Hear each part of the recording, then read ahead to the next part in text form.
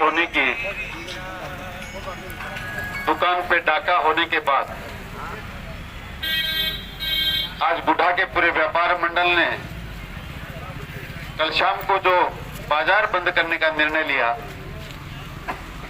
मैं पिछले 10-12 साल से आपके बीच में जनसेवा का काम कर रहा हूं। बहुत सी अन्याय मैंने देखी हैं, कई डाके देखे हैं, कई चोरियां देखी हैं, कई हत्याएं देखी हैं, पर आज पहली बार मैं ऐसा देख रहा हूं कि बुढ़ा जैसा ऐतिहासिक सफलतापूर्वक बंद हुआ, इससे पहले कभी नहीं।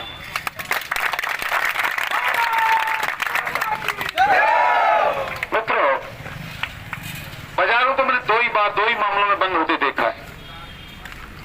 या तो अन्याय इतनी बड़ी हो कि हर एक व्यक्ति के दिल में दर्द उठे और वो सबको ही अपनी दुकान बंद करके यहां आकर बैठ जाए, या कई बार मैंने गुंडों को भी दुकानें बंद कराते देखा है। वो अपनी लाठी के जोर पर बंद करते हैं, पर वो बंद इस प्रकार का ऐतिहासिक सफल नहीं हो सकता। प्रातः 9 बजे हम आकर यहां बैठे थे, मैंने अभी 5 बज रहे एक भी दुकान को खुलता हुआ देखा नहीं। इसका मतलब व्यापारी वर्ग में कहीं ना कहीं दुख है, इस अन्याय के खिलाफ लड़ने के लिए जोश है। भाई राजेंद्र सोनी को न्याय दिलाने का मादा उनमें है। ऐसी विचारधारा को लेकर हम प्रातः 9 बजे यहां इकट्ठा हुए। सुबह से लोगों का आना जाना लगा हुआ। देखिए, ये समाज है, हर एक व्यक्ति की अलग अलग जिम्मेदारियां हैं, हर एक व्यक्ति का अपना अलग अलग काम है। जैसे जैसे कुछ लोग आते हैं, कुछ बढ़ते जाते हैं, कुछ वापस भी जाते हैं, जाना पड़ता है।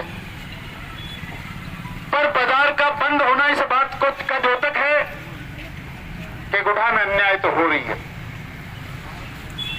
प्रशासन तो हमसे बात सुबह करने आए। मैं जनता को ये बताना चाहता हूं कि एक व्यक्ति, जैसे आप जितने लोग यहां बैठे हैं, सबको पता है कि राजेंद्र सोनी की दुकान में डाका पड़ा, उसका सामान सड़क पर पड़ा है। तो आप हमसे आकर पूछें कि बताइए क्या बात है। इससे बुरी बात कोई हो नहीं सकती। उदयपुर वाटिका डिप्टी जो 3 साल पहले इसी दुकान के वाक्य में हमारे सामने रूबरू हो चुका।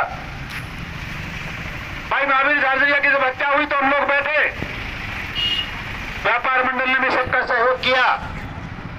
उन्होंने कहा, मेरे साहब, जब सब लोग इस बात के लिए चर्चा कर रहे हैं, महावीर की हत्या हुई है, अन्याय के खिलाफ हम लोग लड़ रहे हैं, मुजरिम को गिरफ्तार करना हमारा जिम्मा है, पर हम भी गरीब आदमी, हमारी भी एक तरह से मौत ही हुई है। हमारी दुकान के सामने ईंटें चिन दी गई, दुकान बंद पड़ी है, महावीर चला गया, हम 2-4 दिन बाद चले जाएंगे। अब हमारी इस बात का भी निर्णय करवाइए।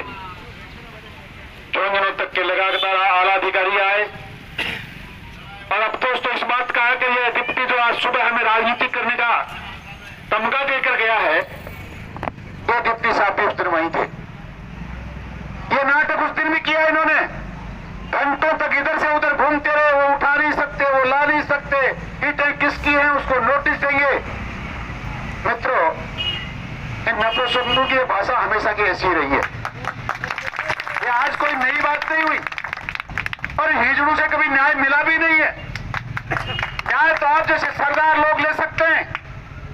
आप जिंदा दिल रहकर हिम्मत के साथ अगर मर्दानगी दिखाएंगे तो दुनिया की कोई ताकत हमें न्याय देने से रोक नहीं सकता। पर सुबह जो बात उन्होंने कही, मैंने एक बुजुर्गों की साहब बात सुनी है कि हसनी रांड मूर्खों मोटार कदे जिंदगी में निहाल करी बन सकता। और मैं मेरी जिंदगी में 7-5 डिप्टी जो मूर्खों मोटार देखी बनी। आराम से उनसे बात कर रहे थे। हमने मात्र उनसे ये कहा कि कोई नई बात नहीं है। 3 साल पहले इस दुकान के सामने आपने ईंटें हटाई, आप नहीं हटाना चाहते थे, पर आप जिला लेवल का प्रशासन जब आया तो आपको हटानी पड़ी। आपने ताले खुलवाए, अब सोनी जी को आपने संभलवाया। सारी चीजें जब हो गई तो इन 1 साल 1.5 साल में ऐसा क्या बदल गया कि आज पुणे सोनी जी की बंद दुकान का ताला तोड़ के सामान आपने बाहर फेंक दिया। उस दिन भी ये दावा किया था, उस दिन भी ये लांछन हमने लगाया था, उस दिन भी आपत्ति सोनी समाज दरख्वास्त की थी राजेंद्र सोनी की थी कि मेरी दुकान में 15 से 20 लाख रुपए का सोना चांदी पड़ा है। आज नई बात हमने नहीं गढ़ी। उस दिन भी वो सामान अंदर था तो 3 साल 1.5 साल में कोई व्यक्ति आकर हमें कह दे कि राजेंद्र सोनी की इस दुकान को कभी खोला। ये कोर्ट में न्यायालय में भी चली गई। न्यायालय में वाद चल रहा है।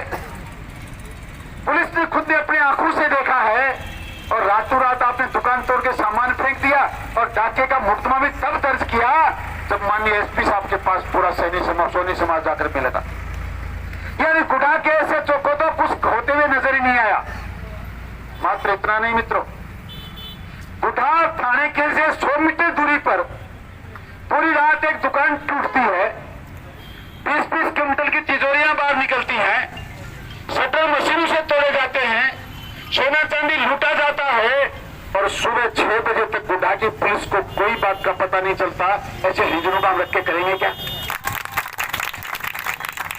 एसपी साहब आप बता रहे हैं गुड़ा में, हमें बड़ा अच्छा लगा कि गाला अधिकारी छोटी सी बात पर आया, क्योंकि आप लोगों के लिए तो छोटी सी बात ही है। हमारे लिए जीवन मरने का प्रश्न है ये।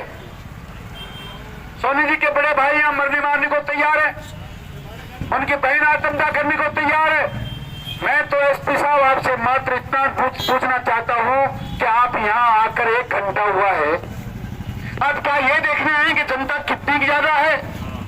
ये महिला झूठी बोल रही है कि मरेगी कि नहीं मरेगी? आप भी अगर यही चाहते हैं कि हम लोग आत्मदाही करें तो आप निश्चिंत रहें, एक नहीं गुड़ा में हम अनेक लोगों को मरना पड़ेगा, क्योंकि रात दिन के अन्याय हम बर्दाश्त नहीं कर सकते।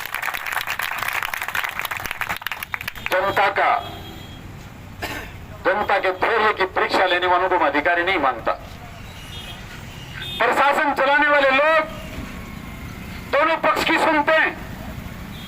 1 घंटे से ऊपर आप गुड़ागौड़ जी में हमारे खिलाफ जो लोग हैं उनकी आपने खूब बात सुन ली होगी, क्योंकि उनके पास आपको जाने की जरूरत तो है नहीं। जिन्होंने दुकान तोड़ी है वो तो पुलिस में आपके सामने बैठे हैं, उनकी देखरेख में दुकान टूटी है, उनकी राय से दुकान टूटी है। व्यापारी वर्ग तो सुबह से ये लांछन में लगा रखा है कि थाने के अंदर 1 लाख रुपए रिश्वत जमा कराई तब दुकान टूटी। हमने सारी की सारी बातें जब आपके प्रशासन को सच सच बताई कि आप पे यह भी लांछन है, आप पे यह भी लांछन है, और ये इसलिए कहा गया कि जो डीएसपी हमसे बात करने आया था वो 100 साल 1.5 साल पहले इस प्रकरण में हमारे सामने आ चुका, उसके सामने सारा एपिसोड गुजर चुका और सरेआम जनता के सामने जनता से कह रहे तुम राजनीति करते हो। तो मित्रों, हाँ हम राजनीति करते हैं क्योंकि ये हमारा काम है। हमको हमारे घर वालों ने जनता की सेवा करने के लिए छोड़ रखा है, पर आपको तो 60-70 हजार रुपए महीने की तनख्वाह सरकार दे रही है, एक वर्दी भी दी है, इस पे ऐसे सितारे भी लगाए हैं जिनका बड़ा सम्मान होता है। आप कौन सी राजनीति कर रहे हैं? मुझे तो लगा कि उदयपुरवाटी विधानसभा में दरिया की हत्या होती है, कभी भाई विनोद की हाथ पैर तोड़े जाते हैं, कभी किसी और के साथ अन्याय होती है, कभी किसी की दुकान टूटती है, कभी किसी दुकान में डाका डलता है, कभी बैंक में डाका डलता है। लगातार 4 साल में जितने अन्याय हो रही, इतनी लंबी फहरिस्त है, हम लोग उसको कभी भुला नहीं पाते। ये जनता है, डरते बिलकते रोते आपसे डरते हुए भी मानता हूं मैं इस बात को कि चुपचाप बैठी है, पर आज राजनीति करने वाले लोगों से, सरकार में बैठे लोगों से निवेदन करना चाहता हूं, उनको आगाह कर देना चाहता हूं, अब समय कोई बहुत लंबा है नहीं। आप ऐसे हालात पैदा मत करिए कि उदयपुरवाटी में अशांति हो जाए। आपने बहुत अन्याय कर ली, आपने राष्ट्रद्रोह तक का काम करने वाले लोगों के मुफ्त में वापस लेने का काम किया है। पर मित्रों, आपसे एक बात और बताना चाहता हूं, हम लोगों के इतनी संख्या में यहां बैठे रहते हुए भी, पूरे बाजार के बंद रखते हुए भी, राजेंद्र सोनी की दुकान पर नाम मिटाने का काम अब भी अनवरत किया जा रहा है। इससे बड़े अन्याय हो जा रही है, पुलिस करवा रही है। एसपी साहब आप थाने में बैठे हैं और जिस दुकान का विवाद चल रहा है, जिस दुकान के लिए लड़ाई लड़ी जा रही है, उस पर तो कोई नाम लिख रहा है, कोई पेपर चिपका रहा है, कोई साफ सफाई कर रहा है। अब मैं ये कह रहा हूं कि मैंने कोई गलत नहीं कहा कि हिजड़े कतार नहीं लूट सकते। अगर यहां पुलिस होती, हिजड़े नहीं होते तो बार पैर पटक देता। पर थाने से बाकायदा उनको कहा जा रहा है कि आपको सुरक्षा प्रदान की जाएगी। हम आप में से कोई जाकर पता कर लीजिए, एक बच्चा मात्र एक फोटो खींचने गया, उसके साथ पीछे मरने मारने को लड़ने के लिए लोग दौड़े। आप चाहेंगे तो ऐसा, और जिन्होंने पैसा भर रखा है, जिनको राजनीतिक संरक्षण प्राप्त है, वो कुछ भी गुडामे करे, तो मित्रों फिर क्यों यहाँ हम लोग बैठे हैं?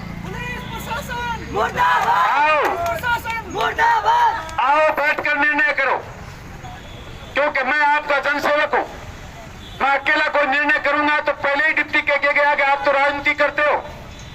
और मित्रों, अन्याय जब तक नहीं होती मैं यहाँ इन मंचों पे आता भी नहीं, ताकि लोग ये ना कहें कि राजनीतिक मुद्दा है, आपका कोई अनर्थ नहीं हो जाए। पर मुझे इस बात का एहसास भी है कि बिना कोई आगे कदम उठाए बिना सब लोग नहीं ऐसा कर पाते, क्योंकि कहीं ना कहीं आप में से आपका सहयोग मुझे 5 साल में एक बार मिलता है, उसी की बदौलत मैं आपके बीच में हूं। अब आइए 5 लोग बैठकर निर्णय करिए, वरना मेरा तो मानना है नहीं एसपी साहब आते हैं तो कोई बात नहीं, चलिए हुजूम उस थानेदार की, उस डिप्टी की, उस नेता की जिसको वोट देकर हमने विधानसभा का मालिक बनाया, अर्थी बनाइए, वहां जाकर जलाएंगे। और जलाने के बाद भी न्याय नहीं हुआ तो थाने के सामने भी वही काम करेंगे। और ये महिला मंजू सोनी जो अपने आप को मरने मारने को तैयार है, एसपी साहब या तो आप आइए या अपने नुमाइंदा भेजिए, हमसे बात करिए, वरना मंजू सोनी की आत्महत्या होने वाली है। वो आत्महत्या करने वाली, उसका जिम्मा भी आप लीजिए। फिर आप ये मत कह दीजिए कि हमको पहले नहीं बताया गया, और आप ये मत कह दीजिए कि हमसे कहा नहीं गया कि ताक बर्दाश्त करेंगे। आपकी आंखों के सामने, आपकी नाक के नीचे 100 मीटर पर अपनी दुकान पर नाम लिखे जा रहे हैं। दुकान को नाप कर आज 20 साल बाद उस दुकान को सरकारी घोषित की जा रही है।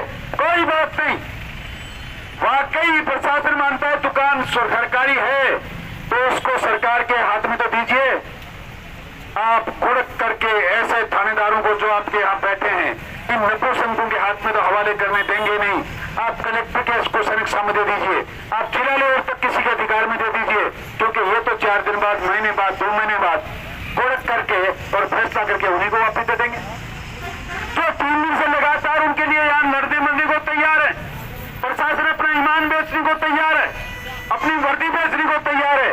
इसीलिए तो मैं कई बार आपसे कहता हूं,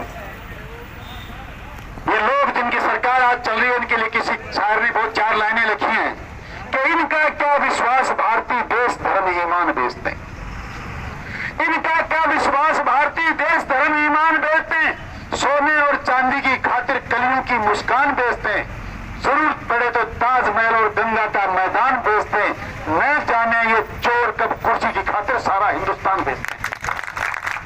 ये वतन को बेचने वाले लोग, ये मां बहनों की इज्जत को लूटने वाले लोग, ये जनता के साथ अन्याय खिलाफ करने वाले, गुंडागर्दी का टैक्स वसूलने वाले लोग, ये रेडी ठेले वालों से पैसा वसूल करने वाले लोग, और इनको सुरक्षा देने वाले पुलिस के लोग, इन पे तो हमारा भरोसा नहीं।